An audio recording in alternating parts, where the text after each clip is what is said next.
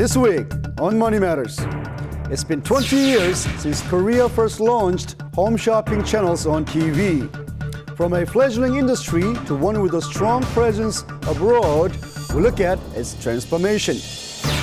With the fossil fuels bottoming out and worries over pollution levels mounting, the renewable energy sector may be the key to many problems, especially solar energy. All things organic, that's what more consumers in Korea are going after. The global organic industry continues to grow, and Korea is no exception. What stories matter in Asia? We'll look at the changing landscape of business in Korea and the rest of Asia on Money Matters.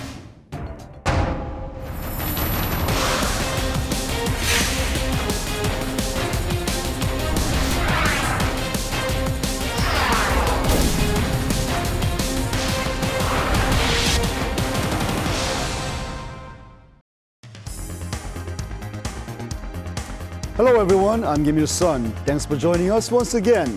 Today on our front page, we'll look at Korea's home shopping industry that turns 20 this year. Following the launch of TV home shopping services in the mid-90s, it has grown to have a major presence in consumer goods, and now companies are heading overseas with their knowledge and experience. A public home shopping company has kicked off in Korea, offering better opportunities for more small firms to reach out to consumers at lower fees. With the launch of this new platform, Korea now has a total of 7 TV home shopping companies, which act as one of the key pillars in distribution. Television home shopping provides not only information for consumers, but the platform for them to directly order and purchase their goods. In the early stages, products were mostly those that were hard to find on the market, but gradually they came to include not only everyday goods, but travel and insurance products as well. 20년 전에 홈쇼핑이 처음에 한국에 도입됐을 때는 그야말로 첨단의 어떤 이미지와 미디어와 유통이 만나서 새롭게 쇼핑 채널로서 각광을 받았는데요. 그 신뢰할 수 있는 기업들이 대기업들이 뛰어들었기 때문에 30, 40대 특히 주부층을 중심으로 많은 각광을 받았던 것 같고요. Sales from the home shopping industry has been on a steady rise, climbing to $12.9 billion last year. This accounts for roughly 8% of Korea's distribution industry. With the turn of the century, TV home shopping companies started turning their eyes to overseas markets using their success created at home. And now, Korean home shopping firms have a presence in 12 countries. Korea's home shopping channels are known for their hands-on promotion tactics that pique the curiosity of their viewers. Blinking time limits and sold-out banners also contribute greatly to getting consumers to open up their wallets. CJO Shopping is one of those firms that has now branched out to 9 countries. Especially back in 2012, it established a joint firm in Thailand called GCJO Shopping and drew plenty of attention by holding auditions for its local show hosts. CJO 쇼핑에서 성공했던 상품들은 물론이고요. 해외에서 각광받을 만한 상품들을 저희의 노하우를 가지고 상품 방송을 만들어서 방송을 하면 고객분들이 많이 찾아주시고 실제로 상품도 품질이 좋다는 얘기 많이 해주십니다. Companies even invite local production staff to learn Korea's unique home shopping system.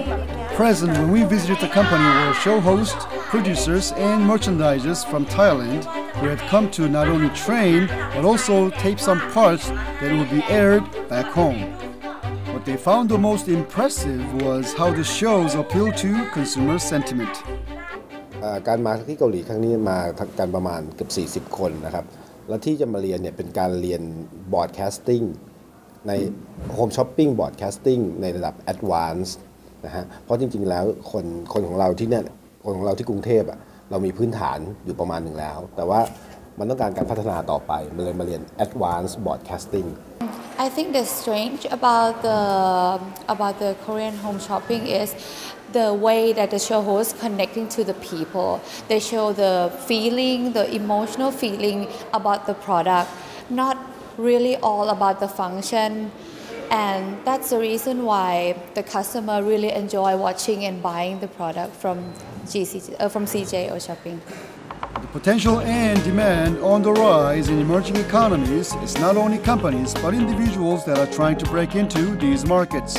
Lajel Home Shopping, which recorded around $25 million in sales last year in Indonesia, was the brainchild of a number of individuals who had worked in Korea's home shopping industry and foreseen the potential in Indonesia. 인도네시아가 그 TV 시청률이 세계 2위권에 들어가 있습니다. 인도네시아는 어떤 그런 TV에 대한 공신력이 굉장히 좋고 또 언어가 하나로 통일돼 있다고 해서 이제 전체 인도네시아 전체를 홈쇼핑화할 수 있는 게 굉장히 좋은 장점이긴 하죠.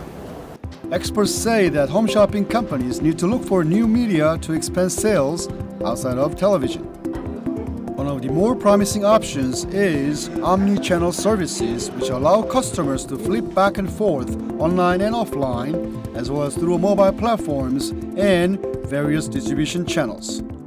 모바일 퍼스트 시대에는 모바일을 선점을 해서 스마트폰 고객들로 하여금 이제 온라인, 오프라인, 모바일 이 3자를 다 통합하는 옴니 채널 쇼핑 시대에 누가 먼저 다가서느냐가 승부의 관건이 될 걸로 평가될 수 있습니다.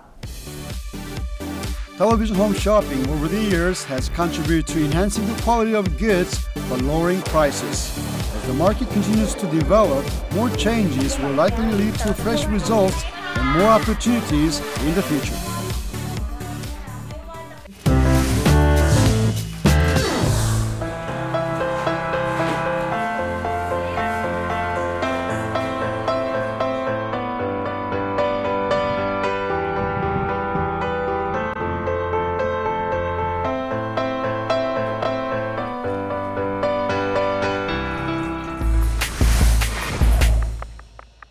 Global economic indicators continue to turn sentiment south across the world, with the U.S. and European markets starting the week off on a downward note.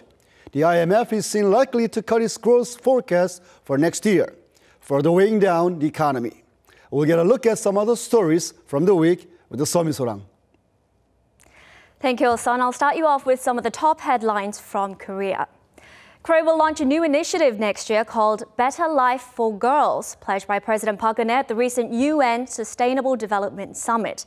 The move, aimed at improving healthcare and education services for girls in 15 developing nations, including Nepal and Bolivia, also comes with a donation of $200 million over the next 5 years from Korea. Also during the president's visit was a high-level meeting on the country's rural development program 새마을운동, launched in the 1970s, which will be benchmarked by the UNDP and OECD to help countries achieve new sustainable development goals adopted by the UN. And the number of foreign visitors coming to Korea has returned to normal levels following the recent outbreak of Middle East respiratory syndrome that plagued the country's tourism and retail industries. According to the Finance Ministry, around 36,000 travelers visited Korea each day from September 1st to 22nd. This is similar to the average of 37,000 recorded during the same period last year. The ministry said events such as the Korean Wave concert and the Korea Grand Sale that offered exclusive discounts to foreign tourists helped encourage more travel from abroad. The number of daily foreign travelers to Korea has nosedived to about 12,000 in mid-June, soon after the MERS outbreak. And now a look at some stories from other parts of Asia and around the world. A delegation from Norway's Parliamentary Standing Committee on Finance and Economic Affairs visited Korea early last week to learn more about Seoul's economic policies. The oil-rich country boasts one of the largest sovereign wealth funds in the world, with about $830 billion, and with this, it's expanded investment in equities, bonds, and real estate worldwide, including in Korea. Norway has reportedly invested $15 billion in Korea through its oil fund. The delegation said that prospects are bright for Korea's economy despite deflationary pressures around the world, and that Seoul is Oslo's second largest trading partner in Asia, following China. It also pointed out that Korea's low birth rate will be one of the key problems to tackle, as human resources remain one of the strongest assets for the country. Chinese President Xi Jinping wrapped up his tour to the U.S. last week, and much of the attention was on what kind of economic results this trip produced. At the top of the list was the pledge to speed up work on bilateral investment treaty between Washington and Beijing, which would provide more protection for companies in respective markets.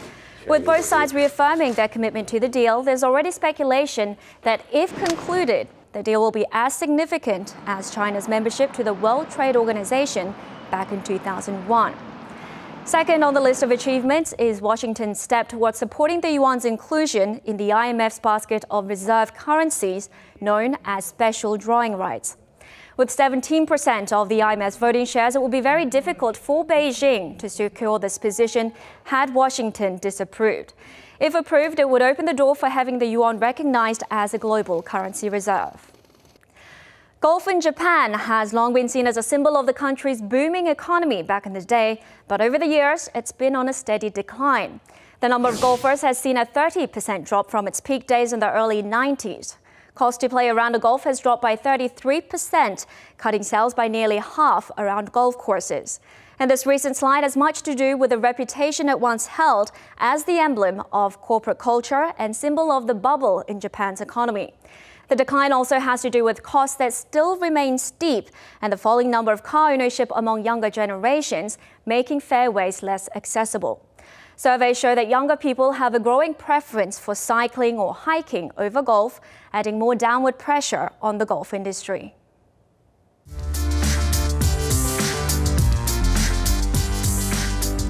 Fossil fuel will eventually run out. The need for an alternative source of energy is becoming more and more of a hot issue for governments and the private sector.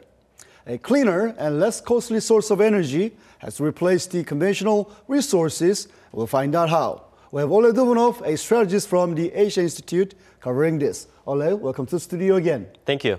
Well, tell me, what is exactly the renewable energy? Renewable energy is when you use energy from infinite resources like the sun or the wind.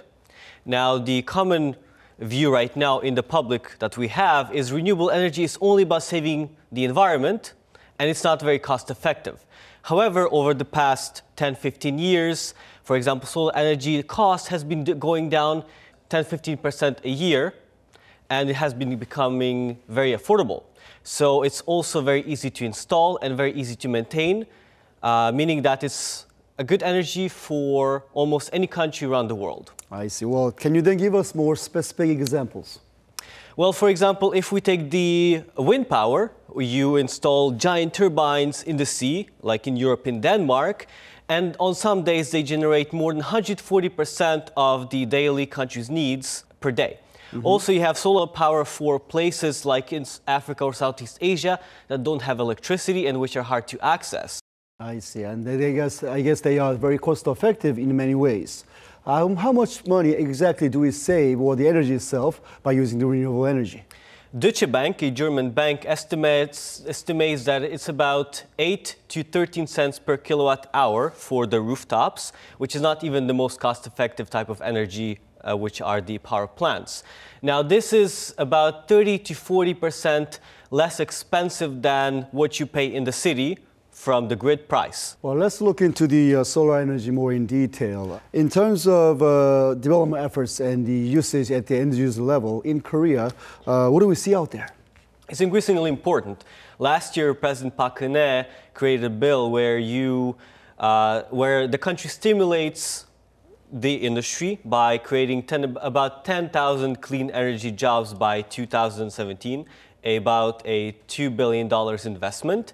And the government also said that it will cut the greenhouse gases by about 30% by 2030. So especially stimulating the solar rental market, where you rent the panels and you put it on the houses for a very, very little cost, is increasingly important to achieve these goals for the country. Korean companies have very high levels of engineering expertise, and also they are able to produce solar panels much less expensive than Japanese or German companies with the same quality. Is that correct? Yes. So because of this, Korean companies are very appropriate for actually expanding abroad. I see. Well, speaking of abroad, can you give us some examples of Korean solar energy companies making some news out there or making some success stories out there? Well, recently, the Asian Development Bank, as a pilot project for the Philippines, selected a Korean company, BJ Power, to invest about $400,000 in the Philippines. Now, after they calculated the return, It's about $500,000 just in diesel costs saved.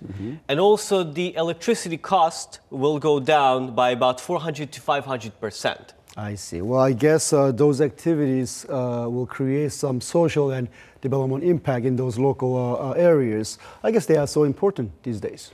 Yes, and for example, if we look at Cambodia, they have to pay $45 per kilowatt hour, which is more than 100 times what you usually pay in the cities.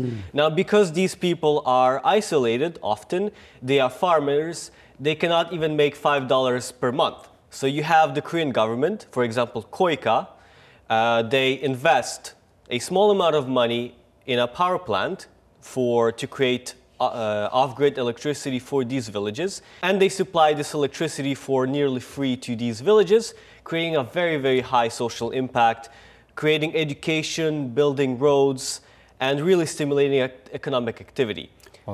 Now, the benefit is that the reputation of the Korean government and Korean society in general is going up in the eyes of Cambodian people and the Cambodian government. I see. So overall, this renewable energy will not only help raise the reputation of Korea, but also increase the revenue of many Korean companies out there across many different sectors. Well, thank you for your report, Ole. Thank you.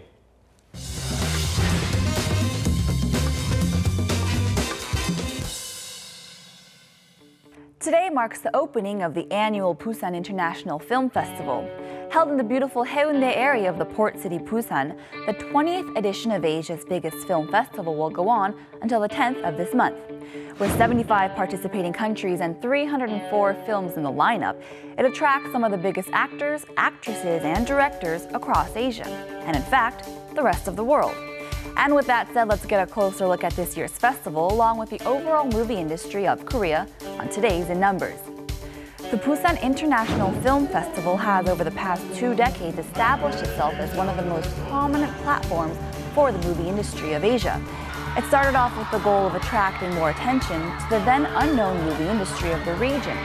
And with this year's 20th anniversary, the biggest names in the field, many of whom have gone on to make global waves, are gathering to celebrate. This past July, the Korean-released movie Amsal, or Assassination, was the it movie to catch.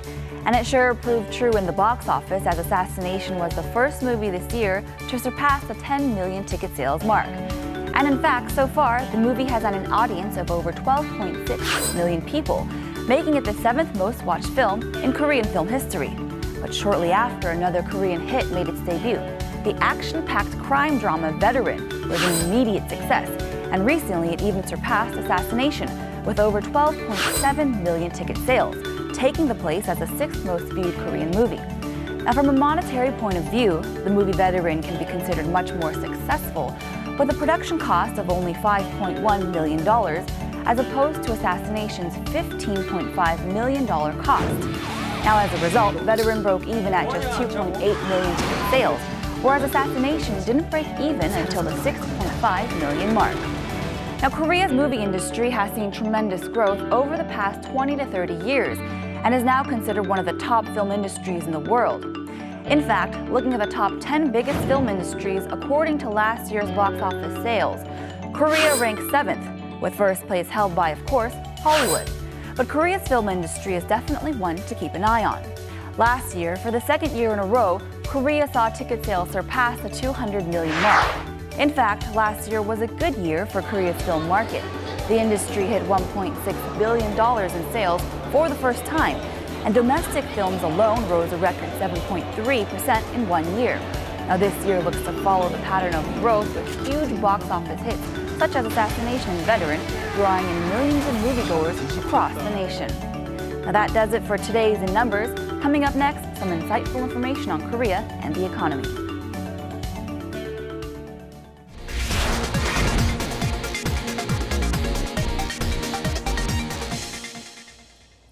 Amid heightened concerns about climate change, environmental pollution, and newly forged free trade agreements, sustainable agriculture has become a hot topic worldwide.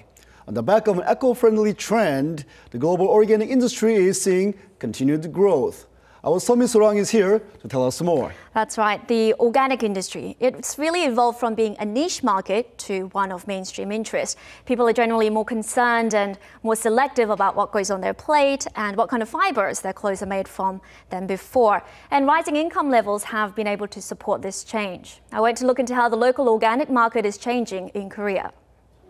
An organic industry expo is currently being held in Korea. More than 260 local and international businesses are taking part with the aim of promoting sustainable agriculture and developing ways to further the organic industry. This is the first time we have had a scientific expo like this anywhere in the world. Organic farming usually refers to agricultural techniques that exclude the use of chemical fertilizers or pesticides. The organic industry has now expanded to affect most aspects of day-to-day life, from food and textiles to cosmetics and construction materials. The latest Organic Expo highlights that the industry has evolved from being a niche sector to a mainstream market. One of the driving forces behind the organic food boom is that organic agriculture is dedicated to environmentally friendly and sustainable practices. 유기농 산업은 유기 농산물이랑 유기 농산물을 95% 이상 재료로 사용한 유기 가공식품을 포함을 하고 있습니다. 그래서 전 세계적으로 지금 유기농 가공식품 뿐만 아니라 유기농 식품 시장이 굉장히 지속적으로 성장하고 있는 추세에 있습니다. At present, more than 160 countries have certified organic farms, powering an industry that stood at around $64 billion in 2012 and is now on its way to reach $88 billion this year. Organic farms generally require more time and labor input per unit of produce due to slower crop rotation and higher losses. 그러면서 기능성 고추를 재배하게 되면 차별에 대한 품종으로 우리 농촌의 많은 소득을 올려주리라 확신합니다.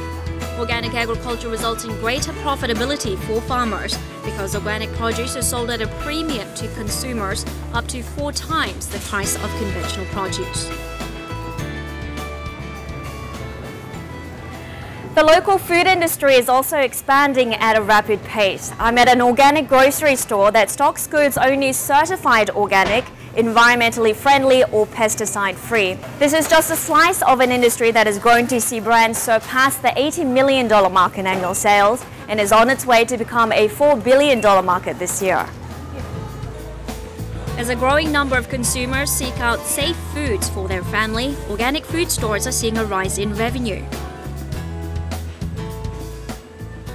삶의 질이라는 거는 여러 가지가 있는데 그 중에서 이제 건강이라고 하는 게 삶의 질을 굉장히 많이 좌지우지하는 것 중에 중요한 요소인 것 같아요. 이제 그런 면에서 그래서 유기농을 먹게 된 거죠. 유기농 먹고 이렇게 비교적 되게 건강하게 잘 지내고 있고 많이 이렇게 감기나 이런 것들도 좀 잘 안 달고 사는 편이에요. Some people suffering from allergy and atopic dermatitis have gone a step further and resorted to hand-growing their own food. It's not just food that's gone green, but beauty products as well. Companies behind cosmetics touting organic extracts and plant oils are seeing rising interest from customers with sensitive skins that react to synthetic ingredients. 특히 중국 같은 경우에서는 한국 화장품을 많이 선호하고 있는데요. 그런 어떤 지금 세계적인 트렌드에 맞는 제품을 화학원료 대신 천연으로 구현하였기 때문에 지금 현재는 중국, 일본, 미국, 중동 쪽과 같이 협의 중에 있습니다.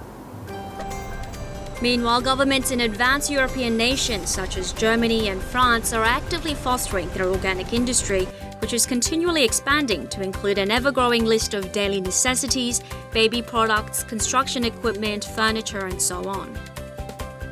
농산물 시장 개방의 영향으로 국내 농업의 생존이 좀 위태로운 상황에서 정부는 그 해법을 친환경 농업으로 잡고 매년 대대적인 육성 전략을 수립을 하고 있습니다. 농산물에 대한 가공 상품 같은 경우는 수준이 가공 기술이 굉장히 좋습니다. 그래서 특히 이제 한류 효과로 인해서 중국 쪽으로 많이 수출이 되고 있기 때문에 그거는 아마 앞으로도 계속 크게 수출이 증가할 것으로 보이고요. Well, it seems the organic sector has grown to encompass every aspect of our lives. You mentioned briefly in your report that the construction and housing has also gone organic. Can you elaborate? Sure. So construction materials and houses that are considered organic if they follow by eco-friendly principles, which might, for example, include selecting biodegradable materials over petrochemicals or minimizing the impact to the surrounding ecology. A prime example would be the so-called passive houses that have really taken off in Korea recently. These are houses designed to maximize energy efficient year-round. Well, I guess the organic industry is, in a way, the very first step towards protecting the environment. It's part of the larger green economy, or what they call ecological economics. Absolutely, and there's increasing commitment from international organizations such as the UNEP, World Bank and IMF to introduce the concept of green capital in all stages of business, right from research and development through production, management and marketing. And through various green economy reports, individual nations are also encouraging the development of organic goods and the certification of eco-friendly businesses. Well, with the growing awareness about the environment and health, I'm sure Korea's organic industry and green economy will continue to flourish. Right. Well, thank you, Ms. Rang, for your report. My pleasure. That's all we have on Money Matters. I hope you enjoyed it. We'll bring you plenty of stories as they unfold in Asia and give you a view of the changing landscape of business in the region. I'm Kim Il-sun. Thanks for watching.